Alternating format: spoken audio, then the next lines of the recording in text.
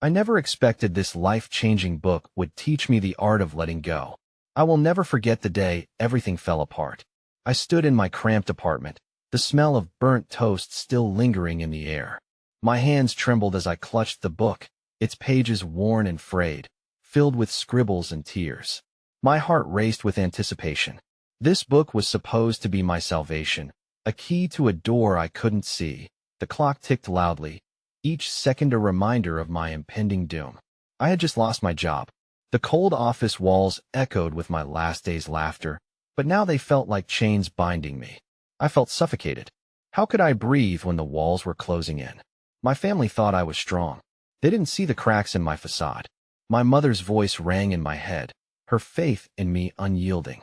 "You can do anything, sweetheart," she always said. But I couldn't even keep a job. Tears blurred my vision. My phone buzzed beside me. Messages from friends checking in, but their well-meaning words felt like daggers, piercing through my already fragile heart. I flipped through the pages, desperate for answers. The words swirled around me like a storm. "Let go," they whispered. "Embrace the unknown." My breath hitched. What did that even mean? How could I submit to this chaos when every part of me screamed to hold on tighter? Suddenly, a knock on the door jolted me from my thoughts. I hesitated, heart pounding. It was strange. Who could it be? I opened the door slowly, tension thick in the air. My neighbor stood there, his expression serious. "You need to see this," he said, holding out a crumpled envelope. My stomach twisted. Silence stretched between us, the unexpectedness heavy and ominous. I reached for it, fingers trembling. What was inside? In that moment, everything felt like it was about to change again. Hey, before we continue with this amazing story, I need to give you an important heads up. Many subscribers have reported that YouTube unsubscribed them without warning. Take a quick second to check the red button below to make sure you're still subscribed to the channel. I'd hate for you to miss any of the exclusive content coming soon. And while you're there, smash that like button. It really helps me out with the algorithm. Oh, and tell me in the comments, which city are you watching from? I love getting to know every amazing person who's part of this community. Your participation makes all the difference. Let's connect. The envelope felt heavy in my hands, the edges crumpled and worn as if it had been shuffled around too many times. I glanced up at my neighbor, uncertainty gnawing at my gut. His brow furrowed, eyes filled with an urgency that unsettled me. "What is it?" I managed, clutching the paper tightly. "Just open it," he urged, and I nodded, my heart pounding louder than the clock still ticking in my apartment. The paper unfolded, revealing a letter that felt both foreign and familiar. My fingers brushed against the ink, and I read the first few lines. "Dear resident, we regret to inform you of an impending rent increase. Due to property renovations." Anger surged through me, mixing with the hopelessness that had already settled in. I could barely keep up with my current bills, let alone face the prospect of paying more. I looked up, my eyes searching for understanding in my neighbor's expression. "What am I supposed to do with this?" I whispered, feeling the tears threaten again. That he shifted his weight, glancing around. "I know the situation's tough. I just thought you should know. Maybe you could talk to the landlord." Words escaped me as I stared at the letter, feeling the walls of my life prickling closer. There had been one comforting thought as I lost my job. At least my rent was manageable. Now, that small solace felt ripped away, leaving nothing but raw fear. "Thanks," I said finally, forcing a smile that didn't reach my eyes. He nodded and stepped back, sensing that I needed space. As the door closed, I sank to the floor, the letter crumpling beneath me. My breath came in quick, shallow gasps as I processed the looming specter of uncertainty that had settled into my room. The book lay next to me, its cover inviting yet mocking. "Let go," it breathed gently. What had I been holding on to so fiercely that felt like it was slipping away? As I pressed my palms to the ground, drawing strength from the cool hardwood, I thought of my mother. I could hear her laugh in my memory, comforting and light. But at that moment, the pressure seemed suffocating. I needed to gather myself if I was going to face whatever was coming. I picked up the book, my fingers lingering on the pages, searching for solace. Hours passed as I found myself immersed in the stories of others who had faced their own storms. Each tale resonated with pieces of my heart, and slowly, I felt a shift. The idea of letting go didn't feel quite so foreign anymore. In the hope that some wisdom might spill over, I pressed forward, determined to reclaim my spirit. Just then, my phone buzzed, jolting me from my concentration. It was a message from Carla, a friend from my old job. "Hey, let's grab coffee tomorrow. I want to catch up." A wave of comfort washed over me at her kindness. A memory flickered through my Mindus, laughing together, sharing secrets and dreams over steaming mugs. Maybe connecting with her would help. Perhaps it could kindle a light in this dim moment. I quickly replied with an eager yes, feeling a flicker of warmth and hope amidst the shadows. Later that night, as I lay in bed, I heard the distant sound of laughter from a nearby apartment. It reminded me of something innocent and pure, a glimpse of life beyond my walls. For a moment, I let that sound envelop me, allowing a sliver of happiness to breach my heart's barricade. But then, like a dark fog, the reality settled in again. I rolled onto my back, clutching the book to my chest, wishing I had the power to rewrite my own narrative. Just as I was drifting into uneasy sleep, a sudden thought pierced through. What if I was about to lose everything? My job, my home, my sense of self. And then, a series of loud knocks echoed through my apartment, shattering the fragile calm. My heart galloped in my chest as I stumbled out of bed. What now? I squinted at the clock. It was well past midnight. I paused momentarily before opening the door, dread pooling in my stomach. As I pulled it ajar, I was met with the sight of a police officer. My throat tightened, a kaleidoscope of emotions swirling within me. "Ma'am, we need to speak," he said, his serious expression sending chills down my spine. What could possibly be happening now? I braced myself, the weight of the last few hours mounting into an unbearable burden. I could feel the ground beneath me become unsteady, and in that moment, I knew the worst was yet to come. As the door creaked open wider, I took in the officer's solemn face, his uniform stark against my disheveled living room. My pulse quickened, a frantic rhythm that echoed in my ears. "What is it?" I managed to rasp, trying to keep the tremor out of my voice. "We received a call about a disturbance in the building," he said, his gaze piercing through me. "Your neighbor reported some concerning behavior." A wave of confusion washed over me, fleeting memories of normal days spiraling into the chaos of now. "What kind of behavior?" I asked cautiously, grasping for any shred of clarity. He hesitated for a moment before speaking again. "It seems that there might have been some shouting, loud enough for others to hear. We just wanted to ensure everything is all right." Panic clawed at the edges of my composure, as if my breath was being pulled from my lungs. I barely remembered my neighbor mentioning his own issues with the building, the same weight of uncertainty that now pressed heavily on my chest. "It's fine. I haven't been shouting," I stammered, though my mind whirled with thoughts. The officer nodded, jotting something down in his small notepad. "I'm sure it's just a misunderstanding. However, I would encourage you to reach out to someone if you feel overwhelmed." The unexpected hint of concern in his voice tugged at a part of me that wanted to dismiss it, even as I felt its truth. Before I could utter another word, the officer stepped back, a look of caution etched across his features. "Take care, ma'am. If you need anything, don't hesitate to contact us." He turned to leave, and I closed the door behind him, locking it with a shaky hand. My heart felt like a trapped bird, fluttering wildly within its cage. I staggered back to my living room, letting my breath out in a slow, shuddering exhale. The isolation of the space felt amplified, suffocating. The air thickened with every uncertainty looming unaddressed. I grabbed the book again, its pages smooth from anxious hands, desperately searching for any insight it could provide. Hours later, the sun snuck its way through the thin curtains, illuminating my cramped room in a soft golden hue. I hadn't slept. Instead, I tossed and turned, the officer's warning echoing in my head. I picked up my phone, intent on distracting myself, and almost dropped it when I saw a new message. It was from Carla. "Can we change our coffee to a walk instead? Gotta get out and get some fresh air." Relief washed over me, colors brightening against the gray of my thoughts.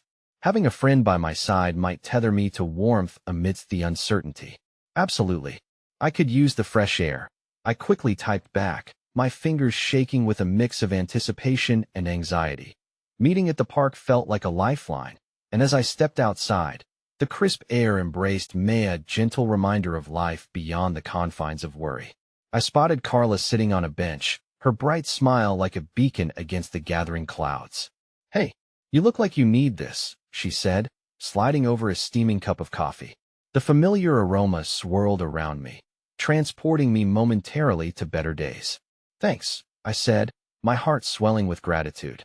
As we walked together, the animated chatter of the park provided a backdrop, and for a moment, I teetered on the edge of forgetting my own troubles.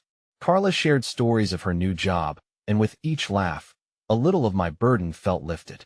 But as we reached a quieter corner, my heart sank at the thought of returning to that tension-filled apartment. Carla must have noticed the shift in my demeanor. "What's wrong?" she asked, her tone turning sober.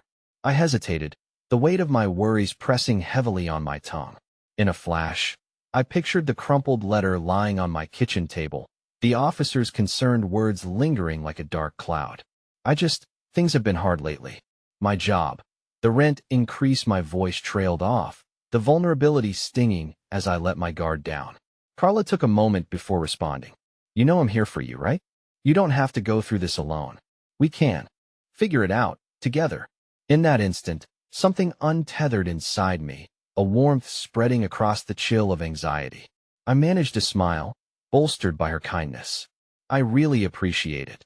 Just as the moment began to settle into a fragile kind of hope, my phone buzzed insistently in my pocket, pulling me away from the comfort we'd built. I pulled it out, and my stomach dropped at the sight of an unknown number. Hesitantly, I answered that "Is this the residence of Graceland Scott?" The voice on the other end was formal, clipped, and an unsettling seed of forthcoming dread took root within me. "Yes," I replied cautiously, my heart hammering like a frantic drum. "Please be aware that due to your current financial situation and unpaid dues, we need to address an important matter regarding your lease." As the words sank in, a fog descended. My eyes darted toward Carla, who frowned, concern flickering in her gaze. The weight of the world came crashing down, and for the first time, I felt the gravity of my choices pulling me into an unrelenting freefall.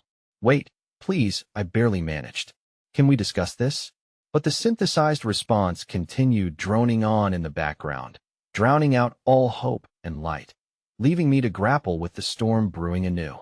The warmth I had been wrapped in slipped away, replaced by a chilling uncertainty that seemed poised to swallow me whole. The echoes of the voice on the phone faded into a cacophony of thoughts swirling in my mind. I felt the ground beneath me shift, as if the earth itself had pulled away to reveal an abyss. Just moments ago, I had tasted a fleeting semblance of hope, and now it felt as if that flicker was snuffed out, consumed by the cold light of reality. "Grace?" Carla's voice softened, concern pooling in her eyes. "What's going on?" I was unable to articulate the chaos unfurling inside me, the wave of emotions crashing one after the other: hopelessness, dread, and anger mixed into a thick, toxic brew. I looked at her, vulnerability cracking through my defenses, and nodded slowly, almost imperceptibly. "They're saying there's an issue with my lease, something about unpaid dues." I swallowed hard, trying to fight back the tears that threatened to spill over the dam I'd built over the past weeks. I thought I was doing okay, but it was the "but" that made it all unravel. I had hoped the job search would lead somewhere, that the small gig writing articles would tide me over. But with every passing day, the bills stacked higher while the funds dwindled away, leaving me in the throes of despair. "Okay, breathe," Carla urged softly, stepping closer and placing a supportive hand on my shoulder. "This is just a bump in the road. We can work through it, I promise." Her kindness struck me anew, casting gentle light on the edges of my pain, even as I felt swallowed by darkness. But what could she possibly do to help? The crushing weight of my circumstances felt insurmountable. I wiped my eyes and forced my lips into an unconvincing smile. "You deserve a friend who has it together, not someone who—" "Stop right there," Carla interrupted firmly, her gaze resolute. "Don't you dare think for a second that I'm here just for the easy moments. I'm your friend, Grace, through the ups and the downs. Remember when I was job hunting? You were there for me, and now it's my turn to return the favor." A strange warmth spread in my chest, pushing back against the icy grip of worry. I took a deep breath, reminding myself that I had to face these challenges rather than hide from them. "You're right. I don't know what to do next, to be honest." "The first step is reaching out to your landlord," Carla suggested. "Just try to explain everything. It's possible they might work with you." "Maybe," I murmured, uncertainty flooding back. It was a small possibility that felt tenuous, similar to a threadbare rope dangling over a vast chasm. What if they don't? Then we look for other options. We brainstorm, she insisted, probing for any flicker of resolve within me. We can set up a budgeting plan, find resources. You're not in this alone. Just as I was beginning to contemplate the idea, my phone vibrated persistently again, an unwelcome interruption to our moment of openness. It was another message, this time bearing the name of my landlord. My heart raced as I opened it. Please stop by the office tomorrow. We need to discuss your lease. Megan, reeling from that pointed reminder, I felt weight pulling my breath from my chest. I can't do this, Carla. I can't face her, not after everything that's going on, I confessed, trembling slightly. Grace, you're strong, she urged, her eyes locking onto mine. You've done hard things before. Just take a step at a time. You can do this. Before I could respond, the world felt even heavier as my surroundings faded. I glanced back at the trees lining the park, their leaves trembling like my heart, and I wondered for the first time if seeking help was truly an option. But could I afford to let someone else in, to share this burden instead of shouldering it alone? They'll try, I said finally, feeling a flicker of 15 remnants of hope sparking within me, though it came with a heavy heart. They'll talk to her, Carla grinned, relief washing over her features. But just as the moment felt like a reprieve from my thoughts, a sudden ringing laughter erupted behind us, drawing our attention. A little girl twirled in a pink dress, her laughter ringing clear and pure in the air.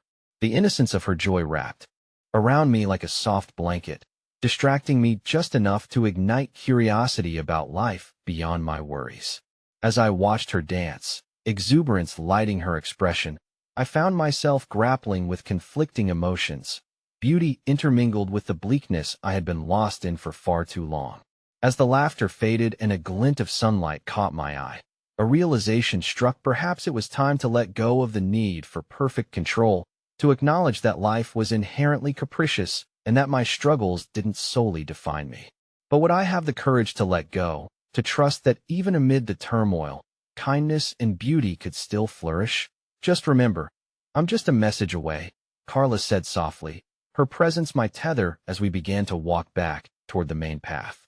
Each step felt heavier than the last, yet a flicker of determination sparked, warring against the darkness that threatened to engulf my thoughts. With each heartbeat, I felt myself standing on the precipice between hope and despair, and the ground beneath me trembled with uncertainty. My hands searched for some sense of calm, and as I glanced back at Carla, a peculiar weight lodged in my throat. I wasn't just on the edge of insecurity. I was learning the delicate art of letting go. Yet, just as those words formed a semblance of peace, I felt my phone vibrate again, the screen lighting up with a name I hadn't seen in years.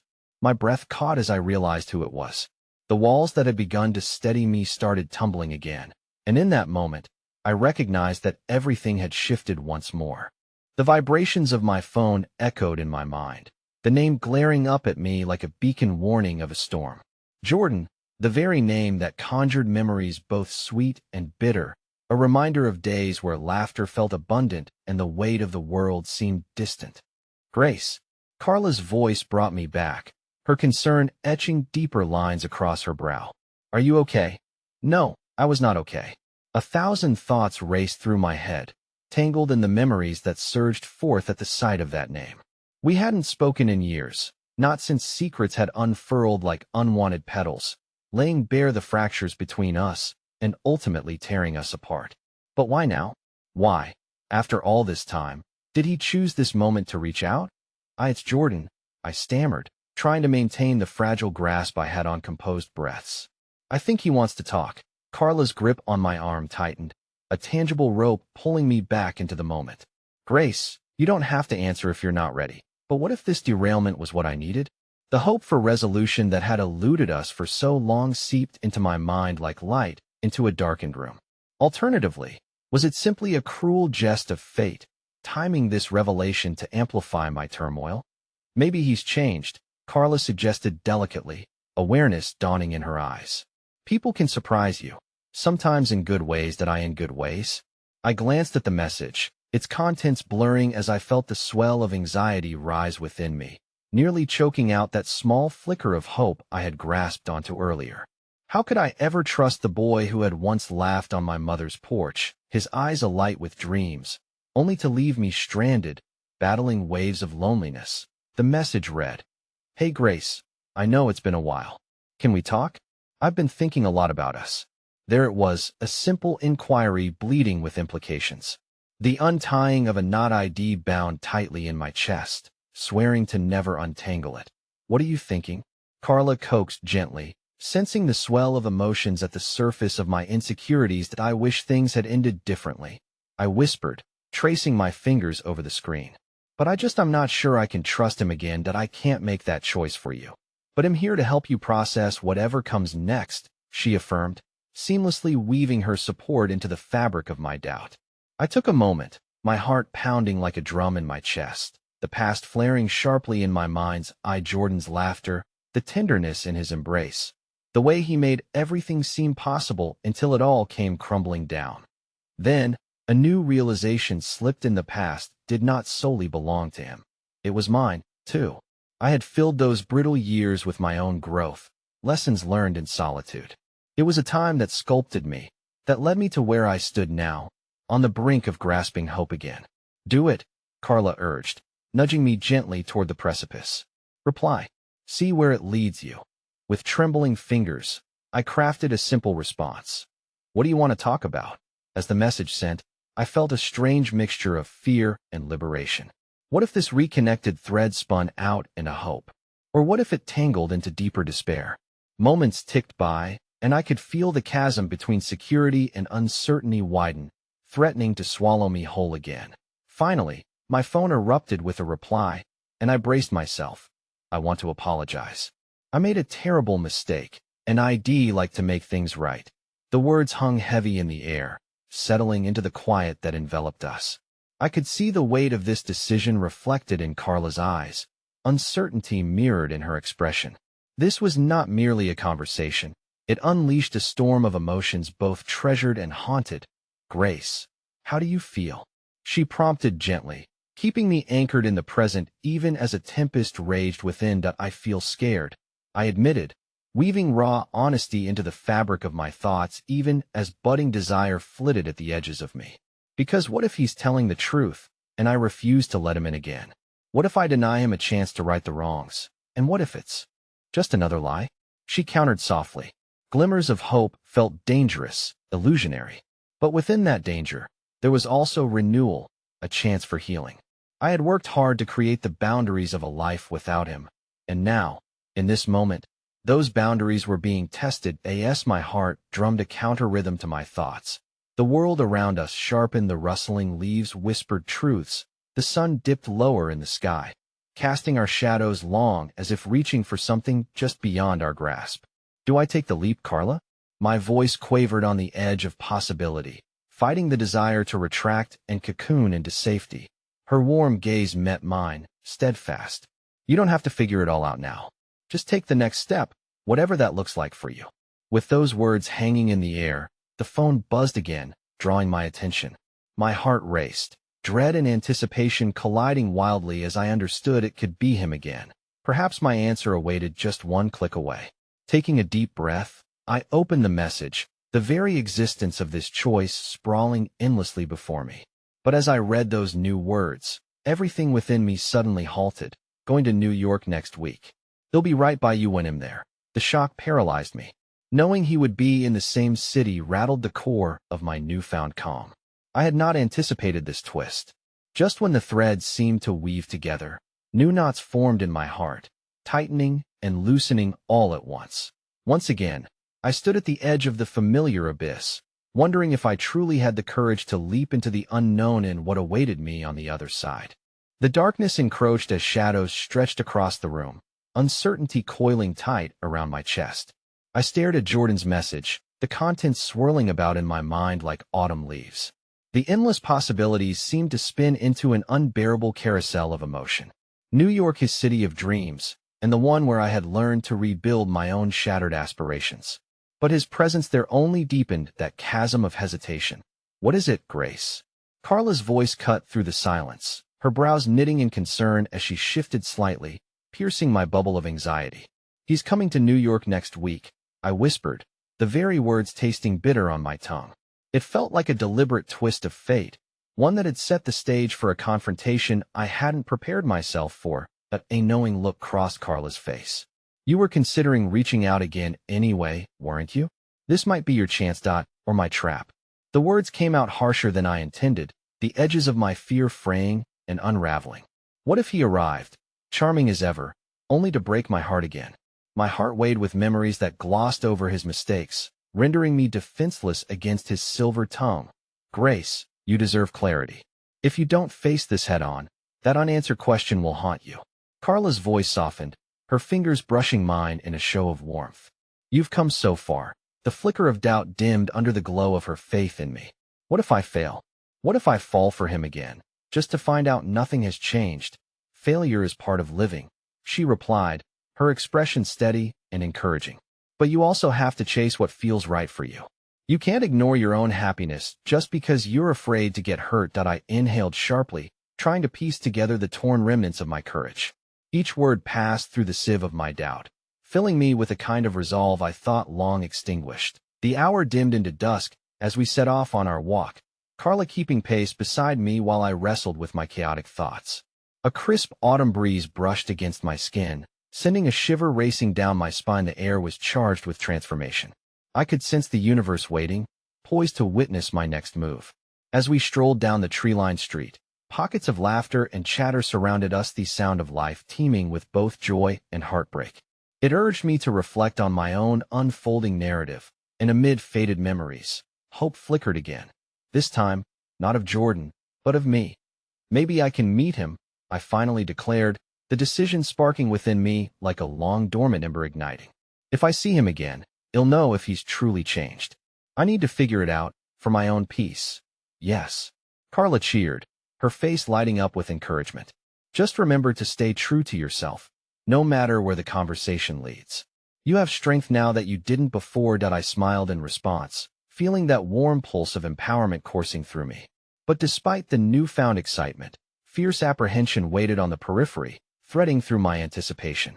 I had stepped into new territory, and the path ahead remained uncharted. When we returned home, the night sky hung heavy with stars, whispering secrets of resilience to anyone willing to listen. I opened up my phone, fingers hovering over his name, debating the tone of my reply. The thought of seeing him filled me with an overwhelming mix of emotions, ache, trepidation, and a sliver of hope. Jordan, I typed, hesitating over the keys. Let's meet when you're in New York. I think we need to talk. As soon as I hit send, my heart raced with uncertainty. The world outside faded into a muted backdrop, my mind flooded with memories, every laugh, every tear, every moment of us that had been tarnished. But what lingered more vividly were the lessons learned in his absence. The seconds dragged on like hours. Distant voices from the street filtered through my window, punctuating the silence that filled my small apartment. My phone chirped suddenly, a new message lighting up the screen with an energy that felt tangible. Thank you, Grace. I promise I've changed. His words poured onto the screen, informal yet emphasized, as if assuring both of us that redemption could, somehow, be real. I can't wait to see you. It'll be different this time. My breath hitched, and I was enveloped by doubt's cold fingers once again. Did he mean it? Could I even allow myself to believe that change was possible for him? Seated on my couch, I stared blankly at my reflection in the darkened screen. In this instant, I sensed a vital choice unraveling before me, one that echoed far beyond just our colliding past. I was about to step into the very depths of the unknown where trust lingered like a ghost, both enticing and haunting. As I mulled over my thoughts, a sudden knock at my front door shattered the silence. Goosebumps rippled across my arms, a frisson of nerves racing down my spine. Reluctantly, I stood up, approaching the door with a pulsing sense of foreboding. Taking a deep breath, I swung open the door only to find a figure that sent shockwaves coursing through my veins, a tall silhouette, cloaked in the night. Familiar, yet terrifying. Grace. As his voice reached out, the storm within me gathered once more, a whirlwind of past pain and present uncertainties swirling dangerously close. A heavy silence blanketed the hallway as I stood frozen, heart hammering in my chest. Jordan's presence loomed larger than life, his familiar features shrouded in uncertainty. It was as if time had collapsed, and suddenly we were back in that all-too-familiar dance of intimacy and heartache. But this time, I was acutely aware of the stakes, of the fragility that had crumbled our past. Grace, he repeated, an edge of vulnerability woven into his tone. I swallowed hard, trying to find my voice amidst the tumult. What are you doing here? The words spilled out sharper than intended, a defensive barrier I erected to shield myself from the rush of emotions that threatened to consume me. A faint smile flitted across his lips, an echo of the boy I once knew. I wanted to see you before I left to explain. I never meant to hurt you. The sincerity in his eyes stirred something deep within me, but doubt tugged at the edges of my consciousness. Words were easy, actions were hard. I gestured hesitantly for him to step inside, aware of how monumental this moment felt. As he crossed the threshold, the scent of nostalgia curled around me, each heartbeat echoing the moments we had shared, both beautiful and painful. Listen, you have until the weekend, I said, leaning against the side of the door to keep my composure. I'm considering meeting with you, but I need to know, who are you now? His brow furrowed, the look in his eyes shifting from anxiety to determination. I've worked on myself, Grace. I've been seeing Sumyanesh has been helping me unpack my past. I've owned my mistakes and am trying to be better. You have to believe me. The words ricocheted in my mind, each syllable carrying the weight of remembrance. Years of doubt and regret flooded back to Medho's moments when trust slipped through our fingers like sand. Still, I felt a flicker of something warm, a light in the depths of the memories that seemed so oppressive just moments ago. That do you really think you can change? I asked, my voice trembling with the emotion that hung thick in the air. You who broke my heart into pieces, I know I can't erase the past. But I'm working hard every day to be worthy of your trust again. His honesty stirred an immersion of emotions deep within me. I wanted to believe him, to dissolve the barriers I had built. Yet, the ache of caution remained, urging me to tread carefully. You have no idea how much I've struggled since you were gone, I admitted, shame washing over me. I worked so hard to find myself again, and I don't want to go back to those dark places. He reached out, his hand brushing against Minaya's small spark, reminiscent of the love that once flared brilliantly. I won't let you go back. That's the whole point. The intimacy of our gaze held truth, tenderness etched in the lines of his face. But just as quickly as it ignited, a new worry shadowed my heart. Was I genuinely strong enough to withstand whatever challenge might come next? The night wore on, our conversation delving deeper as we recounted old stories, laughs echoing against the walls, punctuated by moments of silence where lingering memories coiled around us. The connection felt almost tangible, as though it had taken a breath of its own, yearning to break free after years of dormancy. Yet with every shared truth, fear clawed at the corners of my desire to believe him. Would this just become another chapter of pain, or could it be a fresh start? At last, I found a lurching resolve. If we're going to move forward, I need more than promises. He'll meet with you, I said, my heart racing to a drum of hope and uncertainty. But I need time. Time to navigate this new landscape between us. Of course. I'll wait for you to feel ready, he responded, his voice steady. But know that I am here to prove myself. A bittersweet smile formed on my lips. And, for the first time that night, I pondered that flicker of hope, that ephemeral glimmer could lead us somewhere I had long stopped envisioning.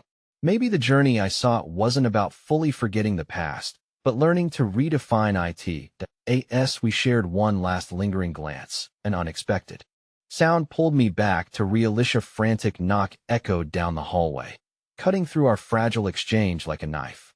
I turned towards the door, heart on edge. What the? Before I could fully process, Carla burst through. Her face was flushed, frantic fear blaring through her eyes as she looked between us. Grace, you need to come quick. There's been an accident. It's your brother. The world spun violently as my breath caught in my throat, dread crashing over me like an icy wave. In that moment, all thoughts of Jordan and new beginnings evaporated, replaced by the shocking reality I never saw coming. Is he okay? My voice trembled, wrapping around the fragile thread of hope that dangled precariously above the chaos that I don't know. Carla's voice was almost a whisper, laden with uncertainty. The weight of my predicament hung thick around usual vestiges of romance lost in the turbulent tide. In an instant, I was thrust into the depths of spiraling fear and helplessness. Jordan stepped closer, concern etching into his features, but all I had was the crushing sense of vulnerability. a new chapter unraveling before me under the weight of a life-altering revelation. The air felt thick as I raced toward my brother's hospital room, each step echoing with the dread gnawing at my insides. Carla trailed close behind, her presence a reminder that I wasn't alone even in this storm. The sterile smell of antiseptic invaded my senses as we crossed the threshold into the hospital's chaotic embrace. I had never imagined how quickly life could shift, the unresolved past with Jordan becoming a distant echo, swallowed by the urgency of my brother's fate. "Grace," Carla called, snapping me back to the moment as she pointed toward the waiting area where my mother sat, crumpled and fragile, her face a mask of pale worry. I felt an instinctual pull to her, a desire to shield her from the pain that loomed between us. But as I approached, insecurity rooted me to the ground. I hadn't been away from my family long. Could they ever forgive me for the distance I put between us? "Mom," I managed to croak, the word caught somewhere in my throat. She looked up, tears shimmering as she met my gaze, and suddenly, it was as if all the years of hurt and regret collapsed into that single moment. Uncertainty clouded our familial bond, but the love ran deep, anchored to the very core of who we were. "Oh, Grace." She surged to her feet, wrapping her arms around me. Her embrace was warm and tentative, as if she feared I would disappear again, and in that warmth, I found solace. The unfamiliar worry, however, wrapped tighter around my heart. He was driving home from work when it happened. He swerved to miss a deer, and her voice broke, and I felt the weight shift from one pain to another. "What do the doctors say?" I felt like I was screaming above the noise of the world, but it was just a hesitant whisper. "They're still examining him. I can't lose him, Grace. I just can't." Her voice trembled, the fear clawing at her chest. I could see it reflected back in her blue eyes, mirroring the fears I couldn't voice. "That I won't let that happen," I promised, though even I had doubts. How could I possibly be strong enough to navigate this? I had chosen safety over family, but now, safety felt like a ghost that I had left behind. As the minutes turned to what felt like hours, I sat beside her, rubbing her back in a soothing rhythm, praying for peace that I wasn't sure would come. Each time a doctor appeared, our hearts would leap, only to crash when news remained under wraps. I scanned the waiting room, seeing families huddled together, fragmented stories written across their faces. Each one seemed to carry burdens heavier than the last. Yet in that sea of anxiety, I caught glimpses of kindness, strangers offering smiles, sharing tissues, glimpses of compassion woven through the chaos. Moments passed in a blur until finally, a doctor approached us. I stood, my heart hammering as I reached out for my mother's hand. The doctor's serious expression both terrified and grounded me. "Your brother is stable, but unconscious. We'll keep monitoring him," he began, but his subsequent words faded into the background of my racing thoughts. I couldn't focus on prognosis. The reality of my brother's fragility weighed down heavily on me. When at last I was led to his bedside, I hesitated at the entrance, the machinery beeping steadily like a heartbeat that seemed too distant from the chaos of my emotions.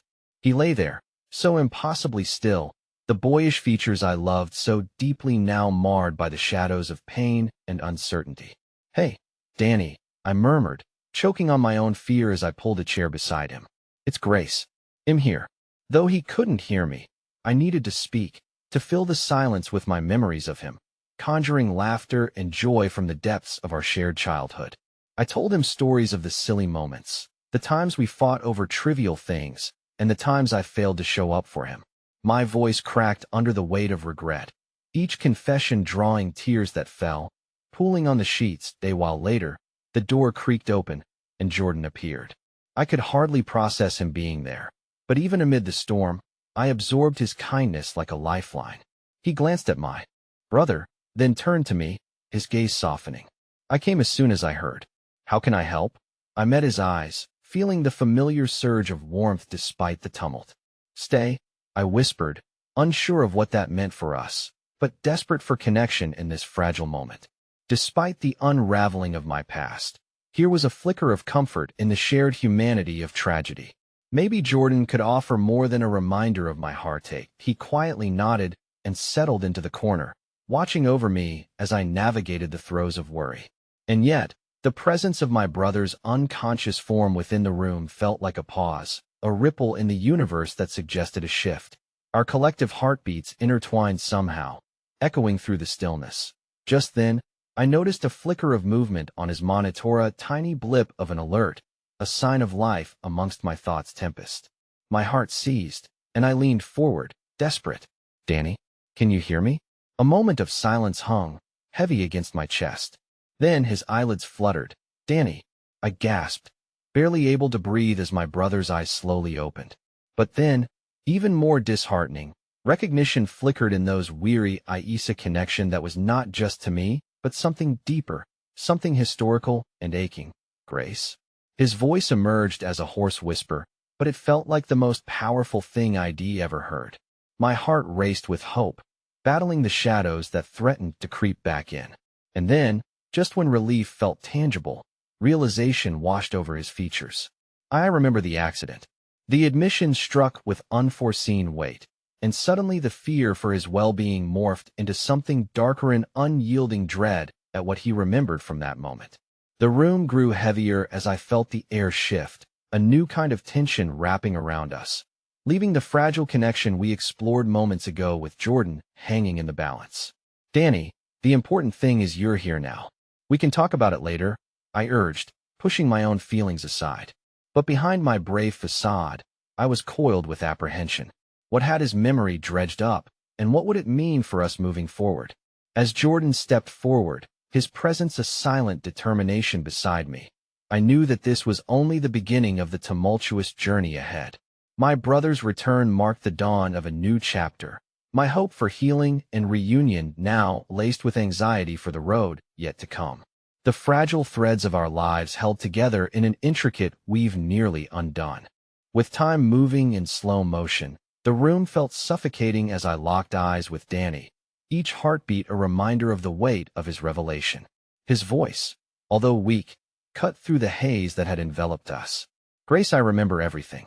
The way he looked at me pained, searching sent a shiver down my spine. I wasn't prepared for what the recollection meant. I had avoided facing the shadows of our past for so long, hoping that distance could help numb both the ache of guilt and the burden of unspoken truths. But now, standing in this dimly lit room, there was no escape from the flood of emotions crashing around us. "Danny, please," I pleaded softly, trying to anchor the conversation away from the storm brewing around us. "Focus on getting better. That's what matters right now." He shook his head slightly, a grimace of pain crossing his features, but his gaze didn't waver. "What happened that night? It was my fault. I didn't want to crash the car. I didn't mean to." His words stumbled over themselves, a fusion of regret and disbelief. "Stop." The word escaped my lips, sharp and urgent. A part of me wanted to shield him from the guilt that had been festering, but seeing the haze of confusion in his eyes stung more. "It was an accident, Danny. You can't blame yourself. Please, don't carry this burden." As I watched the raw emotion play across his face, I felt the walls of my own guilt start to crumble. I had spent years locked in my own cycles of shame, abandoning my family, misunderstanding my worth, threatening myself with insecurity. Now, as I faced my brother's turmoil, I could almost feel the echo of every decision, every moment that had led us here intertwining like a twisted vine. That I scanned the room for support, my eyes landing on Jordan. His presence felt like a tether, a reminder that I wasn't alone in these shadows, despite the complicated history we shared. He stood off to the side, arms crossed, a look of concern painted across his face as he bore witness to the unraveling between us. "Maybe we all need to talk about what happened that night," he interjected, his voice steady and calm. "It's essential now." Danny's voice cracked, cutting through the tension. His eyes were wild with fear and pain, pleading for understanding and an escape from that haunting night. "I don't want to relive it. I just want things to be like they were." The plea hung in the air, heavy and electric. "Things can't go back to the way they were," I murmured wistfully. "Could any of us go back now that the pieces had scattered so far? But we can move forward. Together." Jordan stepped forward, shifting the energy in the room. "We'll figure this out as a family. They'll help you, Danny. Just know you're not alone in this." I stared at him, heart racing as I registered the change in his tone. There was an openness, a readiness to bridge the chasm our past had carved. But I was hesitant. Would healing bury the ache of what I had lost in my own heart, or shatter it irreparably wider? Danny's eyelids began to droop, his expression softening, and I could see exhaustion creasing his brow. I just want Mom, I want to go home. Tears sprang to my eyes, and I squeezed his hand, grounding us both in that moment, in the reality of survival against the currents threatening to pull us under. As I touched his fingers, I noticed the slight tremor in his grip and recognized the familiar sensation of fear. "We'll get you home, I promise," I whispered fiercely.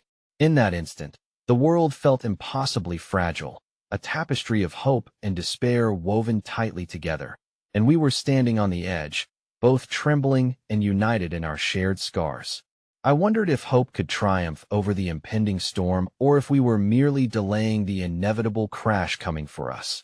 Just as I felt the slightest spark of optimism ignite within me, the sterile room was interrupted by the urgent buzz of an intercom echoing through the ward. The joyful noise vibrated against the walls, a stark contrast to the turmoil surrounding us. Nurses hurried in and out, their footsteps racing against the backdrop of a code blue declaration. My heart dropped. Who was in danger? I swallowed hard, scrambling to control my racing thoughts. The gravity of life and death swirled around me, the fine line between relief and loss threatening to engulf us once more. The code echoed through the hall, intensifying my anxiety. It felt like a warning of everything I craved, a precarious grasp on love, memory, and fragile hope slipping like sand through my fingers. Suddenly, the blinds fluttered, and a nurse peeked her head in before turning to lock eyes with me. "We need to clear the area. This is serious," she reminded, urgency laced in her voice. "Wait, what's happening?" Panic kicked in as I turned back to Danny, desperately wanting him to understand that this wasn't over, that we were supposed to navigate this together. "Grace, they'll be here," Jordan assured, but as he stepped closer to Danny, I felt an unsettling fear settle in my gut, the pressing knowledge that our paths might not align as smoothly as I hoped. And then, as the nurse beckoned me to follow her and complications loomed, I understood that the storm had only just begun. What would this next chapter unfold?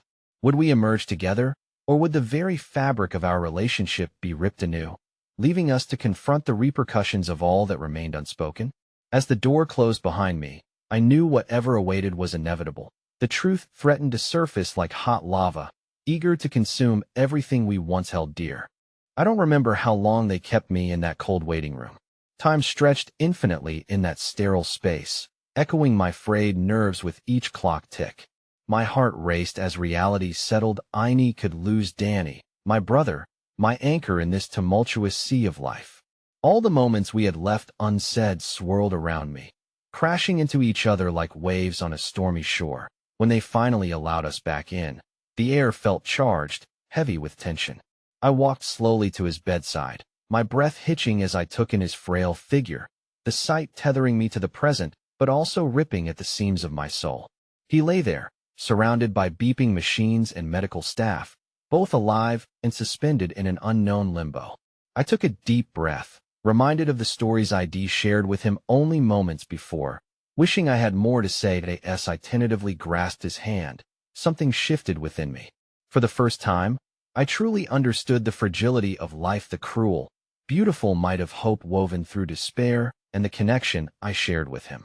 As the monitors beeped rhythmically, I whispered, "I'm here, Danny. I'm not going anywhere. We're going to get through this." A soft groan escaped his lips, and for a moment, I clung to it like a lifeline. "Grace, I'm so sorry," he murmured, his voice barely above a whisper. I squeezed his hand tighter, willing him to focus on my warmth, my presence. "You have nothing to be sorry for. Just get better." But guilt draped over his features, a stark reminder of the weight he carried, and I realized now I had to lift it off him or risk being crushed by its enormity. "You don't understand the road. It was my fault," he stammered, the shadows of those moments clouding his eyes. I saw it, then the shame etched into the lines of his face, a reflection of my own turmoil that I thought I had buried in, "Oh, Danny. It was an accident. It could have happened to anyone. Please don't carry this alone," I pleaded, my voice breaking, a desperate urgency filling my heart. "You're strong enough to let go of this burden."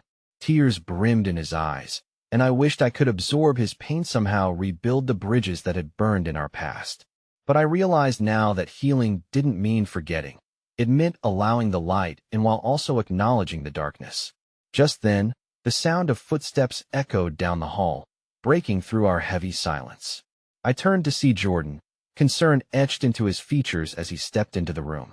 Instinctively, I felt an erratic mix of emotions whirl within me, comfort and uncertainty. Would he ignite the same warmth that I felt with Danny, or leave me with disillusionment once more? "Hey," he said softly, a soothing force amid the chaos. "How's he doing?" "Still the same," I replied, my voice trembling. "But I've been talking to him." There was a moment of silence as Jordan registered the room, the intricate stitches of family, friendship, and unfinished business hanging cluttered above us. "Danny," Jordan said, stepping closer, and my heart constricted at the vulnerability etched across his face. "I can't imagine how hard this is for you. I'm here for Grace and for you." The look that passed between them was heavy with words unspoken, an acknowledgement of the fractured past they both shared. In that moment, Jordan's presence reminded me of the intricate web we wove, our destinies tangled, reflecting both love and pain. "That I appreciate that," Danny replied, though his voice fell heavy. "I've made a lot of mistakes. Maybe, but there's still time to make things right," Jordan answered, his gaze unwavering. "There's a path forward for all of us, Danny. I would never wish you to face this alone, and neither will Grace." Each breath felt monumental as the three of us faced the looming uncertainty together, not as mere fragments of our pasts, but as individuals seeking redemption, connection, and ultimately, forgiveness. Perhaps my brother needed to hear those words, that hope woven through shared struggles could bind us again. "I'm scared," Danny confessed, the rawness of his admission resonating with the cracks in my own heart. "I don't want to be left alone in this darkness." "No one is leaving you," I whispered fiercely, willing my faith into that declaration. "We'll face it together." As we sat there in that dim hospital room, three souls teetering on the brink of healing, I finally began to understand the graceful art of letting go. My past with Jordan, the pain I had tread upon, didn't need to define our futures. I could honor it without shying away from the possibility of rebuilding anew. With every shared word and the warmth of fingers intertwined, the walls that had once separated us began to crumble. Those unsaid things, that tangled web of heartache, morphed into space for hope, acceptance, and ultimately, healing. As the hours drifted on, I felt an ember of strength ignite deep within, igniting the faint spark of comfort amid our collective darkness. Moments turned into hours, slowly turning the tide within as Danny's breath steadied, filled with the potential of tomorrow, and Jordan's presence bolstered me against the gathering storm of fears. And just before the dawn broke with silver lights streaking through the blinds, Danny whispered, "Thank you, Grace. I know I can be better." In that moment, the first real smile I'd seen from him radiated warmth into my heard-in affirmation, a promise. As I glanced toward Jordan, a glimmer of understanding passed between us, a recognition that perhaps this journey of healing was just the beginning. We weren't trapped by our pasts, but propelled forward into the unknown with newfound courage. In that stillness enveloping us, I realized the finality of our scars wasn't meant to shatter, but to be the foundation of our stories woven into a rich tapestry of resilience. "Let's embrace our stories," I whispered, knowing that together, we were more than fragments of our past. Together, we would carve out new paths, one step, one moment at a time. And as I sat in that fragile space filled with potential, I understood the beauty of allowing both hope and uncertainty to exist side by side, standing resolute in the face of life itself. Because perhaps that was the real lesson: life unfolds endlessly, intertwined in the complexity of all we hold deep within us. And as dawn broke, filling the room with light, I exhaled softly, surrendering to the journey ahead, ready to embrace it all. "Together, we will rise," I promised, both to Danny and to myself, a silent vow echoing in my heart, resounding with the power of what it truly meant to let go and to begin again.